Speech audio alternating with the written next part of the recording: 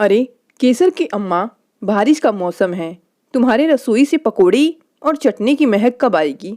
बड़की बहू से बोलो कि पकौड़ी छाने। अरे उसकी ननंद आई हैं और छोटी बहू को भी कुछ अच्छा बनाकर खिलाएगी या दाल भात से ही काम चलाएगी। जमुना जी केसर की अम्मा यानी ममता जी को फरमान सुनाकर चले गए। ममता जी बड़की बहू काजल को उसको कमरे से बुलाने चल दी। बहू, तुम्हारे पापा जी कह रहे थे कि। पता है मम्मी जी, मैंने सुन लिया, अभी थोड़ी देर में सब इंतजाम करती हूँ। ममता जी कमरे से चली गई और काजल धप से सिर पकड़कर बेड पर बैठ गई। ऐसा नहीं है कि काजल को पकोड़े बनाने नहीं आते। अरे उसके बनाए पकोड़े सब ऐसे चट कर जाते हैं कि उसके हिस्से एक भी टुकड़ा नहीं आता। फिर सब बड़ी ही मासूमियत से कहते हैं कि आपको अपने लिए अलग से निकाल लेना था।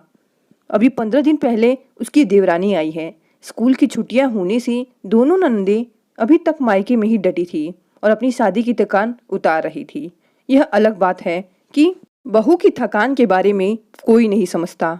काजल की थकान इसलिए भी नहीं कम होती क्योंकि दुकान बाहर घर के बरामदे में ही है, इसलिए नाश्ता खाना के साथ हर घंटे में चाय की डिमांड होती रहती है। अभी तैयारी कर ही रही थी कि किचन में देवरानी नमिता भी आ गई और दोनों मिलके पकोड़े बनाने लगे। तभी ममता जी की आवाज़ आई, बहू पकोड़े निकले या नहीं? सब यहाँ बेसब्री से इंतजार कर रहे हैं। हाँ मम्मी जी, हो गया, अभी लाई। और फिर एक के बाद प्लेट बाहर जाता गया और साथ में यह भी जुमला आता कि अपने लिए भी रख लेना।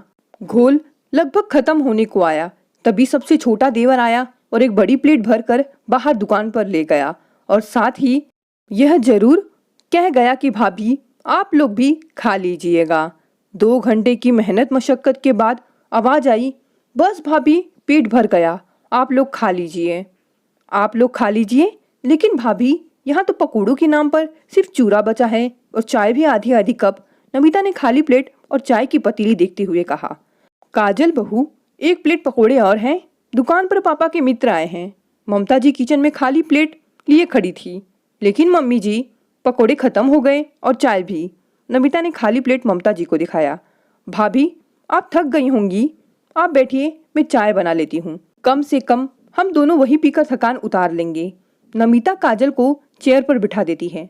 नमिता 2 कप चाय लेकर डाइनिंग टेबल पर बैठती है। तभी उसका मुंह आश्चर्य से खुल जाता है।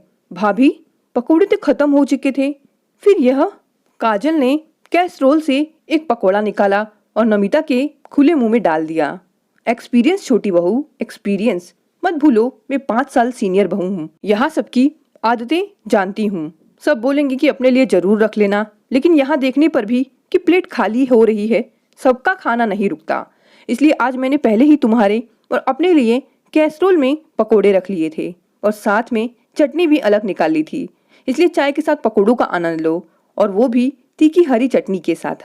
वाह काजल बहू, अपनी देवरानी को चोरी करना सिखा रही।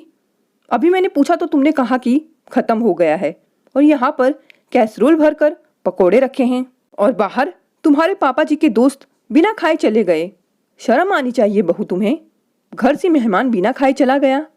ममता जी खाली प्लेट रखने आई थी और उन्होंने काजल और नमिता को कैसरोल के साथ देख लिया। मम्मी जी शर्मसार करने की कोशिश मत करिए, मैंने वही किया जो आप लोग ने कहा। सब खाने के बाद अपने लिए रख लेना बोल रहे थे तो मैंने रख लिया।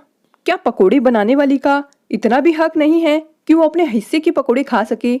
सबको पेट भर खिलाने के बाद ही हम खा रहे हैं, और मुझे नहीं लगता कि मैंने अपने और नमिता के लिए पकोड़े अलग से निकाल कर कोई गलती की।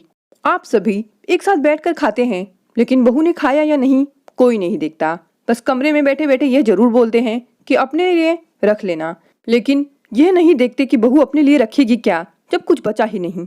लीजिए मम्मी जी, ये हमारे हिस्से के बचे पकोड़े पापा जी के दोस्त को बुलाकर खिला दीजिए, क्योंकि हम लोगों का पेट आपके तानों से ही भर गया।